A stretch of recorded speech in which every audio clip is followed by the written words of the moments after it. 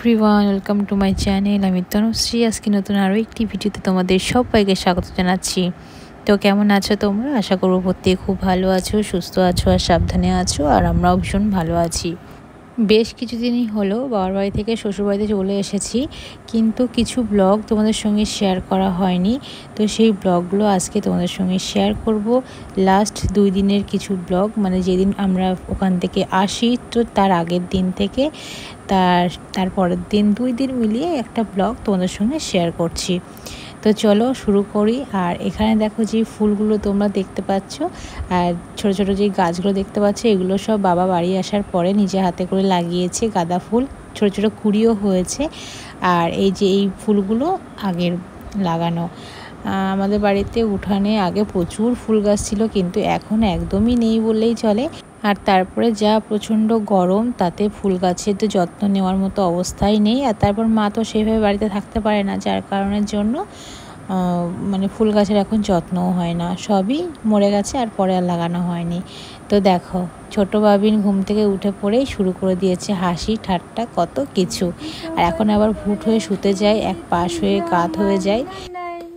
দুঃখের কি বইতে হয়, বইতে হয়, বইতে হয়, বইতে হয়, বইতে হয়।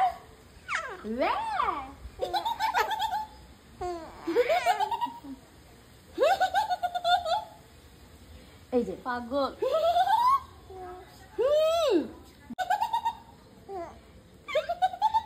হাসছে তো, হাসছে রে, হাসছে রে,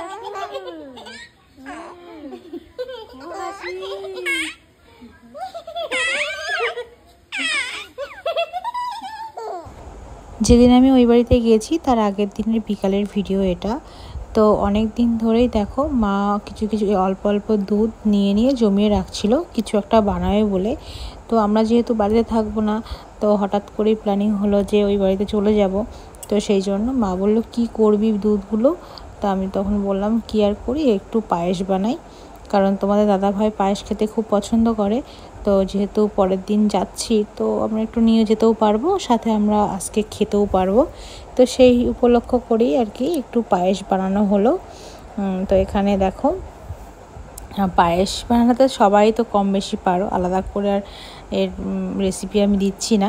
তবে তোমরা জানি না কে কীরকমভাবে পায়েস বানাও। আমি কিন্তু প্রথমে চালটা, গোবিন্দভোগ চালটা কিন্তু ভালো করে ঘি দিয়ে, তেজপাতা আর এলাচ দিয়ে ভালো করে মেখে নিই। তো তার আগে দুধটা ফুটতে থাকে, তারপরে ফুটে উঠলে চালটা দিয়ে দিই। তারপর চালটা একদম নরম হওয়া পর্যন্ত অপেক্ষা করতে হয়। তারপরে চিনি বা গুড় যাই হোক দিয়ে দিই। তো রেডি, পায়েস টকবক করে ফুটে উঠলেই রেডি। তো এখানে দেখো আমি চিনি বা গুড়ের বদলে কিন্তু লাল বাতাসা ইউজ করেছি। হ্যাঁ, তার আগে অল্প আমি পরিমাণ চিনি দিয়েছি, আর এখানে বাতাসাগুলো দিয়ে দিচ্ছি। এর একটা কারণ আছে, তোমাদের ঘরে যখন গুড় থাকবে না তখন সবসময় একটু মনে হয় কিন্তু পায়েসটা একটু নলেন গুড় দিয়ে করতে ইচ্ছে করে, কিন্তু গুড় তো নেই, কি করব। তোমরা লাল বাতাসা দিয়ে করবে, দেখবে কালারটাও যেমন সুন্দর হয় তেমন টেস্টিটাও হয়। তো আমি কিন্তু বরাবরই এই যে যখনই গুড় থাকে না তখন কিন্তু এই যে লাল বাতাসা দিয়ে পায়েস রান্না করি। তো তোমরা কে কীভাবে রান্না করো অবশ্যই বলো, আর এইভাবে একটু রান্না করে দেখো, আমার মনে হয় তোমাদের ভালো লাগবে। আর দেখো আমি সব বাটিতে বাটিতে সুন্দর করে তুলে দিয়েছি, রেখে এখন সবাইকে দিয়ে দেব আর আমি নিয়ে যাব। আর সকালবেলা এটা পরের দিনের সকালবেলায় বাবুর মুডটা খুব খারাপ, ঘুম থেকে উঠে কান্নাকাটি শুরু করে দিয়েছে, ও একদমই যেতে চাইছে না সেই কারণের জন্য। আর মা আজকে রান্না করেছে এই যে শাক ভাজা, ভেন্ডি চচ্চড়ি, আর সাথে 3টে ইলিশ মাছ ছিল, সেটা আমি ভাপা করেছি সর্ষে দিয়ে। আর সাথে রয়েছে চিকেন, মানে মুরগির লাল ঝোল পাতলা করে আর কি রান্না হয়েছে। যাই হোক, খাওয়া দাওয়া সেরে আমরা এখন এই যে বেরিয়ে পড়েছি। বুঝতেই পারছো বাড়ির লোকজনের একটু মন টন খারাপ, কারণ কয়দিন বেশ ওখানে সময় কাটালাম। আর তারপরে কি বলো তো, আমরা থাকাতে ওদের বেশ সময় চলে যাচ্ছিল, বিশেষ করে ছোটোটা ছিল বলেই। আর এখন এই যে সবাই মিলে এখন সি অফ করছে, মনটা একটু খারাপই হয়ে গেল সবার। তবে কদিন পরে আবার আমি আসবো।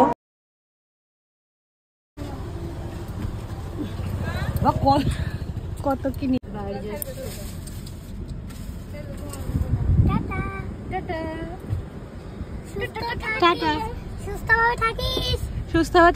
আসলে আজকে ছোট বাবিনের ভ্যাকসিনেশনের ডেট আছে, তো দেখলাম যে যাচ্ছি যখন তো একেবারেই চলে যায়, কারণ হঠাৎ করে যদি জ্বর আসতে পারে তখন মুশকিল হয়ে যাবে। ওখানে কয়দিন থাকি, তারপর এমনিতেও তো আসবো কিছুদিন পর, সেই জন্যই আর কি।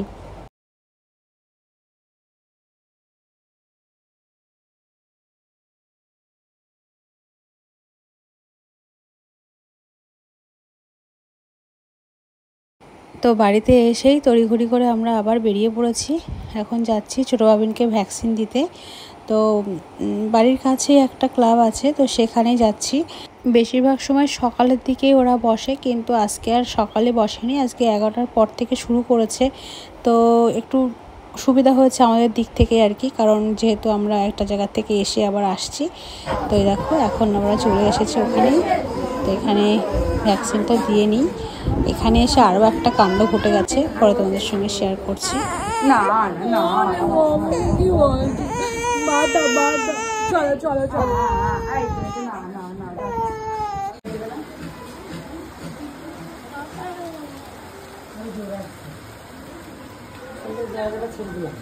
ভ্যাকসিন দেওয়ার পরে অল্প একটু ওয়েট করতে হয় ওখানে। তো তারপর ভাবছি একটু পরেই এখান থেকে বেরিয়ে যাব। তো ওয়েট করতে গিয়ে দেখো, মানে কেবল ভাবছি বেরোবো, ঠিক সেই মুহূর্তে কি বৃষ্টি শুরু হয়ে গেছে। আর সেই বৃষ্টি মানে প্রায় 2 ঘন্টা ধরে টানা একভাবে চলেছে।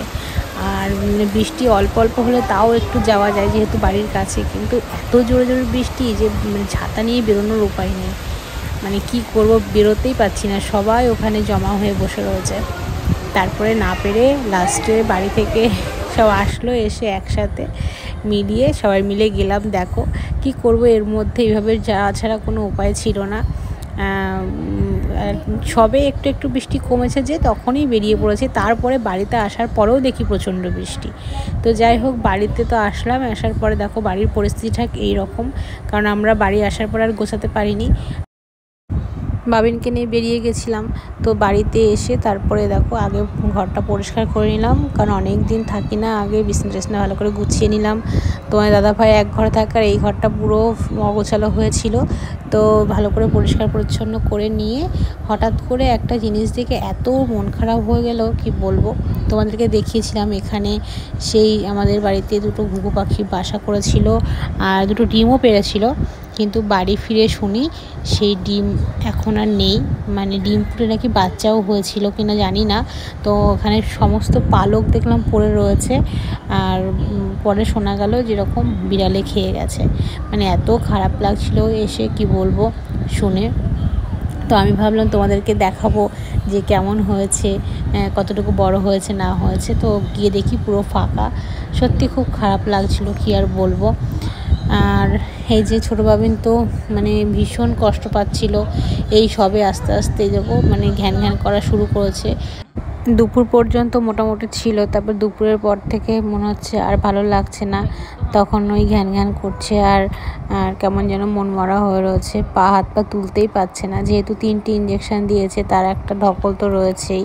আর আমি বারবার থাম্বোমাম জেলটা লাগিয়ে দিচ্ছি বারবার করে, যাতে ব্যথাটা অন্তত একটু কম হোক। তো মনে হচ্ছে জ্বর আসবে। তো ওর জ্বর আসলেও মানে কি চনমনে হয়ে থাকে না দেখলে বুঝতে পারবে না। হালকা হালকা গা গরমও রয়েছে।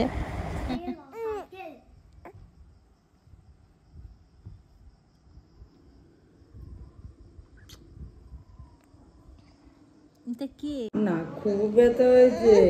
কি হয়েছে? না না না না, কেঁদো না কেঁদো না কেঁদো না। শোনো শোনো শোনো, কি হয়েছে কি হয়েছে? ব্যথা হয়েছে ব্যথা হয়েছে? না না না না, ও ও ও ও আয় আয় আয় আয় আয়। কিভাবে ধরে রেখেছে দেখো দেখো দেখো, কি কি হ্যাঁ হ্যাঁ, কি হয়েছে কি হয়েছে দেখো, থাক থাক বা থাক থাক। এর আগে অনেকবার ইঞ্জেকশন হয়েছে, কিন্তু এইবারটা যেন একটু বেশি জ্বর এসেছে। মানে আগে অতবার জ্বর আসেনি, কিন্তু এইবারটা যেন জ্বর কিছুতেই ছাড়ছিল না। তো ভীষণ ঘ্যান ঘ্যান করছিল, আর ভালো মনে দেখে বোঝা যাচ্ছিল ওর ভালো লাগছে না, আর বারবার মানে কেমন যেন একটা করছে, আর কোলেও থাকতে চাইছে না। কোলে নিলে সেই যেহেতু ব্যথা রয়েছে, এবার ব্যথায় কোলে নিলেও কষ্ট পাচ্ছে, আবার শুইয়ে দিলে হাত পা নাড়াতে পারছে না। কীভাবে যে ধরে রেখেছিলাম মানে কি মোটামুটি সারাদিনই এরকম জ্বর আপ ডাউন করছে, আর বারবার থার্মোমিটার দিয়ে চেক করা হচ্ছে, যখন একটু গা গরম হচ্ছে থার্মোমিটার দিয়ে চেক করছি যে কী রকম হচ্ছে। আর যেহেতু 100 না উঠলে তো মেডিসিন খাওয়ানো যাবে না, কিন্তু এই দেখো এখন বাজে প্রায় 8:30, তো তখন দেখি মানে অত্যন্ত গাটা গরম, আর দেখে মনেই হচ্ছে, আর কী বলো, যখন না বাচ্চাদের জ্বর আসে দেখবে একদম ঝিমিয়ে পড়ে বাচ্চারা, ঠিক সেই রকমই ছোটো বাবিন দেখো কেমন যেন মানে অন্যদিন এত গল্প ঠাট্টা করে, এত কিছু করে, আজকে যেন কিছুই করছে না, মানে ভালোই লাগছে না ও দেখে। তো দেখো চুপ করে রয়েছে। বিকালের পরের থেকে তো একদমই হাসি মুখটা দেখতে পাইনি, আর কি করব মানে দেখে একদম ভালোও লাগে না। আসলে বাড়িতে বাচ্চা কাচ্চা যদি এরকম জ্বর অবস্থায় থাকে তখন কিন্তু বাড়ির বড়দের কারোরই মন ভালো লাগে না। তো সারাটা দিন তো সেদিন ওইভাবেই চলে গেছে, যদিও জানি যে এই সবই নর্মাল, তার কারণ বাচ্চাদের তো ভ্যাকসিন নিতে তো হবেই, পাশাপাশি তাদের জ্বর আসবে, ব্যথা হবে, তবুও বুঝোই মায়েদের মন, আর বাড়ির সবার ছোট বাচ্চা মানে একটা আদরেরই, তবুও তার মধ্যে দিয়ে মনটা খারাপ লাগেই। আর এখন আমি বলছি বারবার কথা বলছি মায়ের সাথে, আর ও ভাবছি ওর সাথে কথা বলছি। তো দেখো একটু হাসলো, এই প্রথম মনে হাসি মুখটা দেখতে পেলাম। যে এখন আবার ওষুধ খাওয়ানো হচ্ছে। তো সেই দিন আর কোনো ভিডিও আমি করিনি, কারণ মন মেজাজ একদম ভালো লাগছিল না, বুঝতেই পারছিলে মনের পরিস্থিতিটা কেমন লাগছিল। সারাদিন এইভাবেই চলেছে, সারা দিন রাত মিলিয়ে। যাই হোক, পরের দিন দেখলাম ছোটো বাবিনের মনটা একটু ভালো রয়েছে, ও একটু বেশ জন্মনে রয়েছে। তো এটা পরের দিন সকালের ভিডিও, আর বাবু তখন স্কুলে যাচ্ছে রেডি হয়ে, আর সেই মুহূর্তে দেখো দাদা ভাইয়ের কোলে বসে কত আনন্দ, কত মজা। তো দেখলাম একটু ক্যাপচার না করলেই নয়। তো চলো আজকের ভিডিওটা এখানে শেষ করি, দেখা হবে নেক্সট ভিডিওতে। সবাই ভালো থেকো, সুস্থ থেকো, সাবধানে থেকো, টাটা বাই, দেখা হবে নেক্সট ভিডিওতে।